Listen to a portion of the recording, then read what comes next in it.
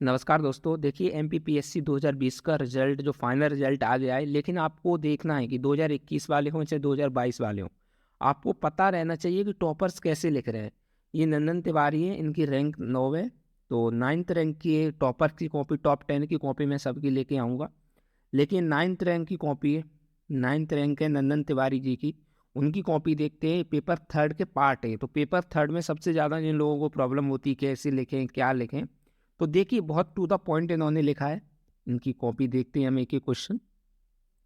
ठीक है, तो इन्होंने बिल्कुल टू द पॉइंट। अब देखिए ऊर्ध्वपातन पूछा है इनसे, तो इन्होंने क्या, वह प्रक्रिया जिसमें कोई ठोस सीधे गैस अवस्था में परिवर्तित हो जाता है ऊर्ध्वपातन कहलाता है।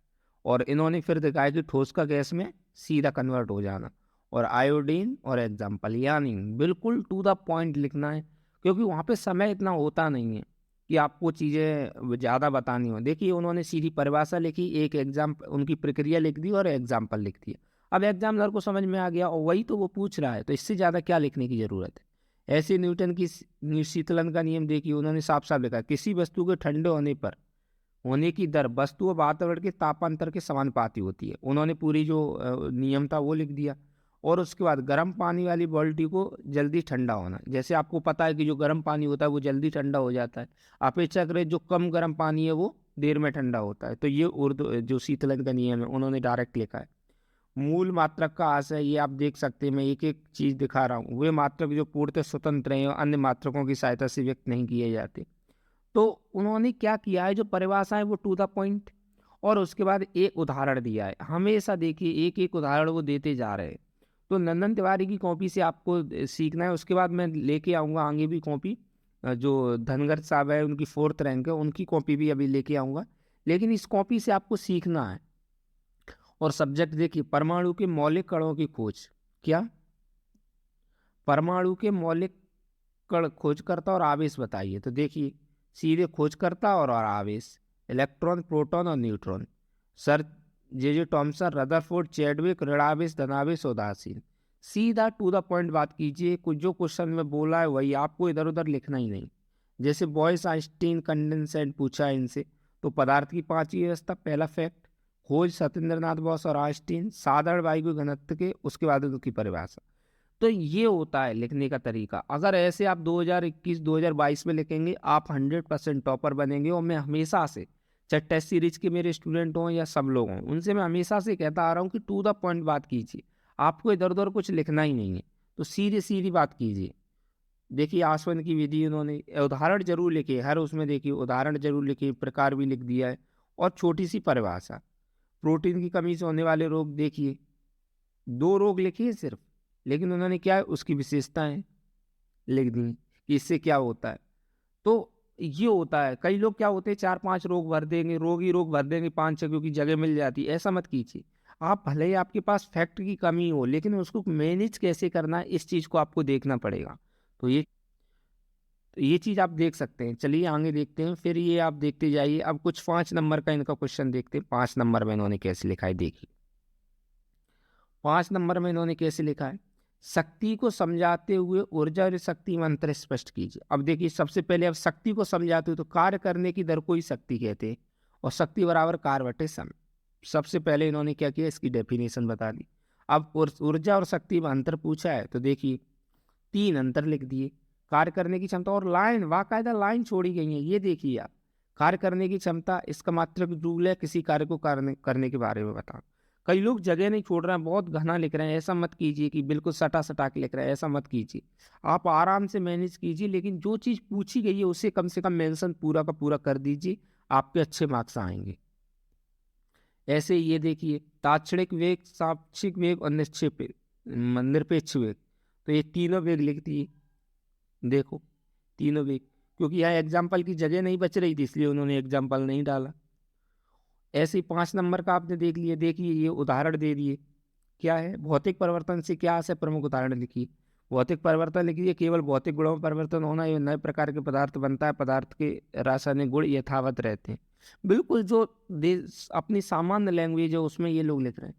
और उसके बाद देखिए उदाहरण दे दिए, मोमबत्ती का पिघलना, क्रिस्टलीकरण, जल का वाष्प में परिवर्तन होना, भौतिक परिवर्तन के अनेक अनुप्रयोग। और ये लिख दिया। देखिए अगर ऐसे लिखेंगे तो एग्जामिनर को चेक करने में दिक्कत नहीं होगी, और साफ सुथरा लिखेंगे तो और ज़्यादा दिक्कत नहीं होती। देखिए आप ज़्यादा कंटेंट भरने की कोशिश करेंगे, साफ सुथरा नहीं लिखेंगे तो आपके एवरेज मार्क्स हो जाएंगे। लेकिन आप साफ सुथरा अच्छे से लिखेंगे और चीज़ें पूरा कंटेंट डाल देंगे जितनी ज़रूरत है, ज़्यादा नहीं डालने की ज़रूरत है, तो आपको मार्क्स मिलेगा। अब इनकी 11 मार्क्स की और देखते हैं कि कैसे लिखा है। ये देखिए यहाँ पे मैप बना दिया है। उसके बाद ये आप देख सकते हैं, मैं स्क्रॉल करता जा रहा हूँ। आप वीडियो पॉज करके किसी क्वेश्चन को, विशेष क्वेश्चन को देखना चाहें तो देख सकते हैं। ठीक है, ये मैथ के क्वेश्चन कैसे करना है इसको जरूर देख लीजिए। दिए गए गांव की आबादी 1 वर्ष में वृद्धि, सेकंड वर्ष में वृद्धि और 5 वर्ष में वृद्धि, और उसके बाद इन्होंने आंसर निकाल दिया। तो ये होना चाहिए कि साफ साफ सुथरा लिख के डायरेक्ट उत्तल दर्पण अवतल दर्पण। अब ये इनका देखिए 11 मार्क्स का है। गोली दर्पण की परिभाषा, प्रकार और उपयोग लिखिए। तीन तीन चीजें पूछी, परिभाषा, प्रकार और उपयोग। देखिए इन्होंने कुछ नहीं किया होगा, टू द पॉइंट गए होंगे एकदम। वह दर्पण जिसके पृष्ठ गोली हो गोली दर्पण कहलाता है। ठीक है, यहाँ खत्म परिभाषा। उसके बाद प्रकार, उत्तल दर्पण अवतल दर्पण। अब उत्तल दर्पण के उपयोग कहाँ कहाँ होते हैं वो, और उसका चित्र भी साथ साथ देखिए। उसके बाद उपयोग लिख दिए। उसके बाद अवतल दर्पण और उसके उपयोग लिख दिए और क्वेश्चन खत्म।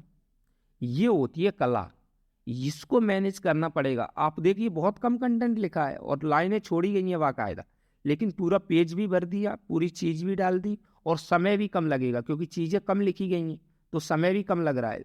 जो कोचिंग वाले बोल रहे हैं कि आपको बहुत ज़्यादा लिखना है, बहुत ज़्यादा लिखना है, ऐसा मत कीजिएगा। आपको बिल्कुल उतना ही लिखना है जितना ज़रूरत है, क्योंकि वहाँ पे समय नहीं मिलता है। उसके बाद देखिए ये क्वेश्चन पूछा, धातु और धातु के भौतिक और रासायनिक गुणों बताइए। तो ये देखिए उन्होंने क्या किया, सबसे पहले भौतिक गुण, धातु अधातु दोनों इधर, और उसके बाद रासायनिक गुण, और देखिए लाइन छोड़ी थी और अंतर विद्यमान है। उसके बाद कुछ करने की जरूरत ही नहीं है। एमपीपीएससी बहुत सिंपल सादा लिखना है आपको।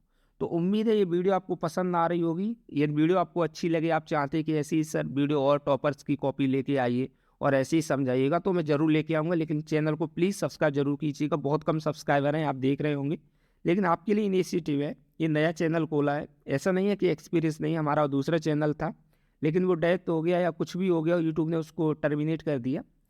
तो हमने दूसरा चैनल आपके लिए स्पेशली एमपीपीएससी के लिए खोला है, तो आप देखते जाइए, इसको सब्सक्राइब करके जरूर जाइएगा। आपको हर चीज़ वो उपलब्ध कराएंगे। और इसी चैनल पे मैं कोशिश करूंगा कि जो लोक प्रशासन का पार्ट है उसको एक मैराथन क्लास, एक सिंपल क्लास में उसको पूरा का पूरा कवर कर दूं।